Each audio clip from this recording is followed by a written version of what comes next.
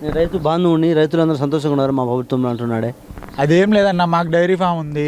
గత ప్రభుత్వంలో మాకు సబ్సిడీ కింద టీఎంఆర్ కానీ, సైలేజ్ కానీ, డిప్పు పైపులు కానీ వగేరా వగేరా అన్నీ వచ్చేటి. ఒక మెడిసిన్ కానీ పశువులకు. ఇప్పుడైతే ఏం రావట్లే. ఏదో వెహికల్ అని పెట్టిండు కానీ పశువుల కోసం అదేం జరగట్లేదు. అసలు మెడిసిన్స్ లేవు. అసలు పర్టికులర్ ఫస్ట్ ఎయిడ్ మెడిసిన్స్ లేవు ఇక్కడ గవర్నమెంట్ హాస్పిటల్లో. ఒక్క సబ్సిడీతో ఒక్క దానా కూడా రావట్లేదు మాకు ఇంతవరకు.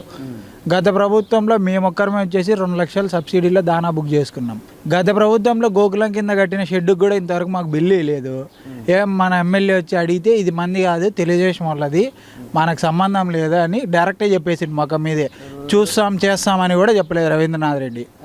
3,65,000 మాకు నష్టం. దాని ద్వారా 78,000 బిల్లు పడింది. ఆ బిల్లుకు 1,10,000 అనేసి బ్యాంకులో చూపిస్తాను. ఏమని అడిగితే మీకు ఇంకా పడదు బిల్లు అంటాను లోకల్ వాళ్ళు. అది ఉండే సమస్య. 30,000 ఎక్స్ట్రా డబ్బులు చూపిస్తాను మాకు. ఏమని అడిగితే మీకు అసలు పడదు, ఇంకా డబ్బులు ఎక్కువ మాట్లాడితే అని అంటారు. డబ్బులు పడదు, ఇంకా అయిపోయింది టీడీపీ ప్రభుత్వంది, ఇది మాకు సంబంధం లేదని చెప్తాను.